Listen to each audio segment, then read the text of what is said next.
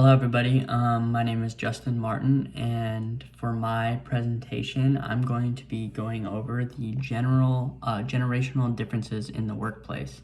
And this is broken down into 4 generational groups and time frames, and then I'll be also going into more detail about the challenges that these generations face in the workplace. So firstly, it is very important to identify all of the generations in the workplace that we have. So for the first time in history, we have a total of 5 generations, and the first one being the traditionalists, who are born from 1925 to 1945. Next, we have the baby boomers, who are from 1946 to 1964. Generation X, who is from 1965 to 1980. And then millennials, who myself is in the millennial group, is born from 1981 to 2000. And we also have Generation Z, who was born from 2001 to 2020. Now, to go into a little bit more detail about each of the generations in the workplace. As I said before, there is a total of 5, and I think that it is very important to know the percentages of each generation within the entire U.S. workforce. So first is the traditionalists, who only make up of 2% of the entire U.S. workforce. So that's a very small percentage. And then these 3, the big 3 that make up majority of the workforce, are the baby boomers at 25%, which is from, like I said before, from 1946 to 1964. And then there's Generation X, who make up a whopping 33% of the U.S. workforce. And then there's the millennials, who make up 35%, which is myself. I'm included in this group, from 1981 to 2000. And then last but not least, there's Generation Z, who only make up 5%. And this is the group that's from 2001 to 2020.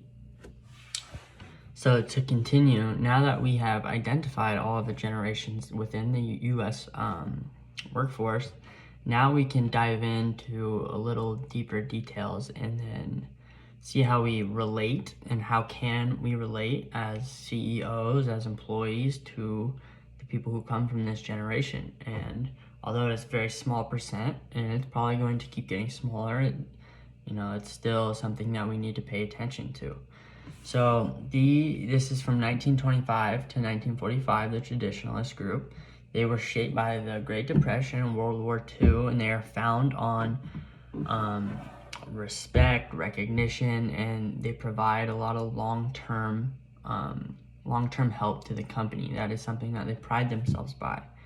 Some of the communication styles, this is all research here has been done by Purdue University Global, and they go into detail about how they like to be appreciated within the workplace and how to motivate them. And it is said that personal touch and handwritten notes go a long way. And these employees are very hardworking and understandable, and all they really command is respect.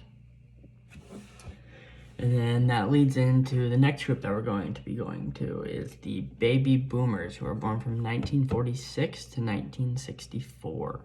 And again, this is all research by Purdue University Global. And some of the things that employers found to be helpful when they have staff and employees of baby boomers is to provide them with specific goals and deadlines.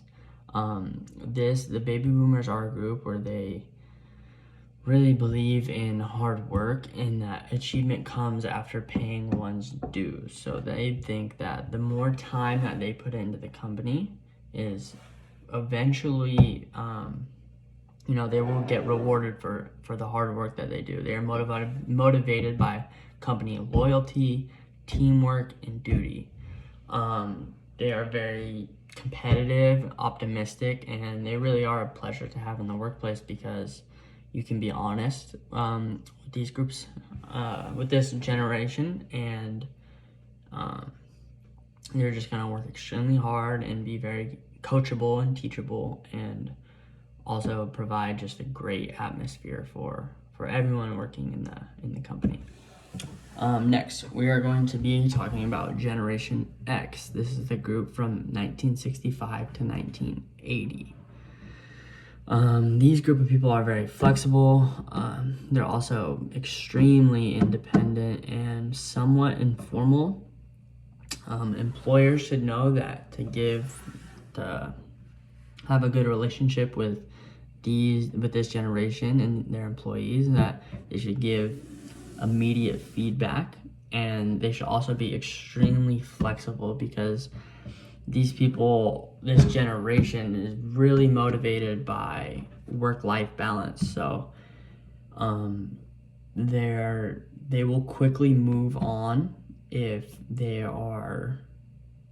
feeling they are compromising their at-home life and their activities and hobbies outside of work. They will find a new employer if their needs are not being met. They value their life outside their work just as much as they value their work. So that's something to keep in mind. Next, I'm going to be talking about millennials, and like I said before, that this is the group that I fall in, or the generation that I'm in as well, so I can relate to what is being said. Again, this group, just for clarification, is born from 1981 to the year 2000. And these people are very competitive, extremely achievement oriented. This is something over the last couple of years that I've noticed within myself, that if there's not a goal that I'm striving for or reaching for, I can get a little complacent and feel a little on edge. So that's also something employers should take note of. If you have an employee who's a millennial, one, we should get to know that employee personally, because that also goes a long way with this group. And then also manage them by results, meaning that we should set specific goals for the employees that they can reach and strive for, because that is something that they will find themselves working harder. We need to give them also more flexible schedules and work assignments, because again, they're very competitive and they will just work at their own pace. A couple things that they're looking for in millennials is a fun work-life and work-life balance. And if they aren't, one thing to take note of, that Purdue University said that one thing that millennials are to do is likely to leave an organization if they don't like change, which is something to think about if you are an employer, right? It would be very beneficial if you really want to keep this employee to, be personal with them and connect with them, so you can get to know them on a more personal basis. And the last generation that I'm going to be going into some detail about is Generation Z. Like we said before, this group only makes up 5% of the workforce, the U.S. workforce, that is. This group is from 2001 to 2020. This group is very entrepreneurial, and they're a lot more progressive than any other group that we have talked about previously. One thing to notice in this group is that they're very technologically advanced, so they're very creative. They have a lot of individuality. They're just very good at working with tech, and they'll probably be way more beneficial in that aspect than any other generation we have in the workforce. One thing that is to take note of is their self-identity as digital device addicts, and that's one thing research over several years has dictated, that Gen Z is somewhat manipulated, and they have a very deep addiction to technology. And that's something I've noticed with people I have worked with, is that it's very hard for them to stay off their phones, and that's something that employers should take note of, because obviously if you are employing them, that's not something that you want, at your workplace. Employers should offer opportunities to work on multiple projects at the same time. They are very creative. They have a lot of ideas going, and they're very good at multitasking when they put their mind to something. So that's something employers should definitely take note of. Now that I have explained each generation, one thing that I do really want to make clear to everyone is that some of these may be generalizations. Not everyone that falls in these time frames that they were born have the identities that I'm saying. These are just statistics drawn from somewhere, and I'm hoping that with these generalizations and these statistics that it can provide some help, bridge the gap. I guess more so, it is very informational and it is not meant to attack anybody or draw anybody down or pull anybody back. It is just so that we can know more about each generation. That's really a big thing. I mean, with 5 generations total in the U.S. workforce, we're all going to be working close and we're all going to come from different backgrounds. So it's important that we know why someone thinks this way or someone thinks that way, or just how we can help each other be our very best. I had someone ask what problems could arise from the generational differences, and one that comes to mind would be, let's say you had a baby boomer and then someone from Generation X or a traditionalist, right? You send out an email and it doesn't reach the traditionalist, but it reaches the baby boomer or the millennials or Gen Z, right? They are going to be much more inclined to receive the email on time, to know how to work it, but the traditionalists might have no clue. And that's something that we should know as employers, who we have in our workplace. So if you send out an email to your team, you should know that, if I have someone who might not use email, or again, I'm not saying this in a bad light, a traditionalist who might not use email, I need to go find them personally or call them or send them a text letting them know what the email reads, so that everyone's on the same page. And then, that's why we're talking about this, though, is that so we can identify these things and then clean them up before they even happen. And it's just more beneficial for everybody involved. So that is one thing to think about. Another question that was brought up was, how does multi-generational workplace affect companies' management styles? And this is somewhat of a broad question, but I think it's a really good question. And I think there's not a one size fits all.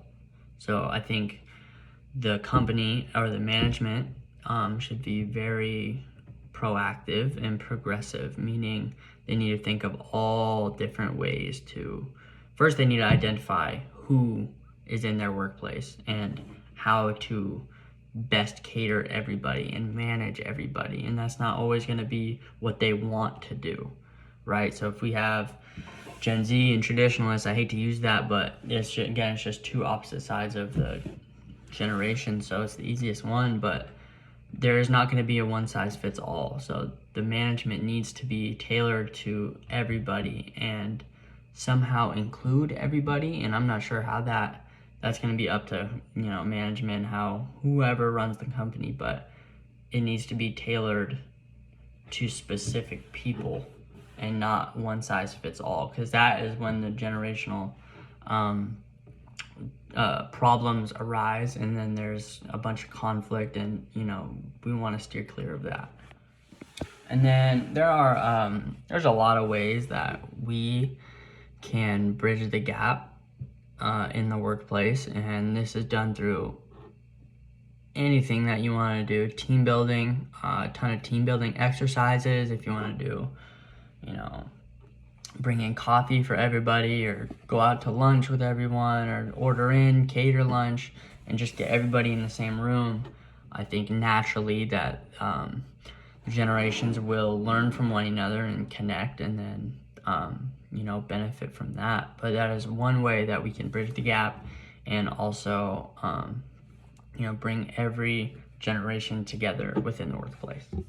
Some more ways that we can bridge the gap for generational workplace differences is we can encourage various working styles. So this is similar to what I said earlier about not every employee is the same. I think that we need to reward, it's important to reward employees for thinking differently,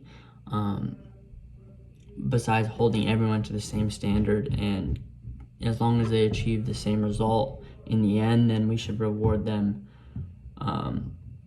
for thinking different and thinking creatively. Another way to help with these differences is to set up a corporate mentoring program. And this is very important. I think it's the most important tool that companies and management can use, because this just shows dedication to the staff and the employee, and to making that extra effort to help them and also help them achieve their goals and climb up the ladder as well. This creates a very good work environment that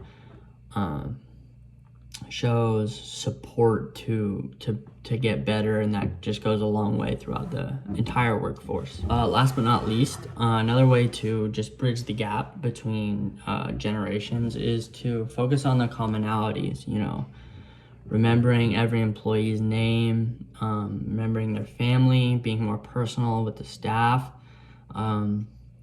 It's just like anything in life. If you show care and appreciation towards somebody, and actual genuine care, and get to know them and learn them, and then it just creates a good environment. They're going to be more inclined to work harder for you, because they know that you are working for them and you're looking out for them and you have their best interest in mind. So that is just a simple thing that we should all make note of. So as I conclude this presentation, I really want to talk about some resources that, everybody, if you have more questions, if you, want to just dig in a little more to this topic, some good things to look at is Purdue Global. They have a very lengthy article that goes into a lot more detail about each generational difference that there could possibly be. Paycheck Works also has a very good one about how to manage different generations within the workplace, and they go into a lot more business-oriented details and how you should handle certain situations, and what is best also for each generation. And last but not least, InspireUs.com. They have a whole article about 3 ways to manage generational diversity in the workplace. So these are all very handy tools that I think you guys should definitely take advantage of and read and look at. And again, as we wrap up, some phrases that we should all think about within the workplace. And if we ever come across differences with employees and staff that we think might have something to do with generational differences, we should first think about communication and helpful communication. We should want to interact with each other and find common ground and work towards a goal. And with communication also comes with teamwork. When we help each other, we are going to achieve the goal faster and also create a better work environment and understand each other just a little better. And then ask questions. Don't be afraid to, in the workplace, ask a certain individual question about where he or she is from, what background, when they started working here, etc. I mean, the closer individuals come within the workplace, it just creates a better environment for everybody. And that's the presentation. So I just want to say thank you guys for taking the time out of your day to listen to my presentation. I'm grateful, and I hope that everybody learned something. So at the end of this, I'm going to be providing all the links that I was talking about earlier. The link to the Purdue Global about generational differences, and then also Paycheck Works. They also have one about all of the different 5 generations in the workplace. And then Inspire Us. They also have a really good one And then also I will be providing the PowerPoint that I made my presentation on. So if you guys remember something that I said, you can go look at the PowerPoint and you'll find it in there. So thank you guys again. Appreciate it. Have a good one.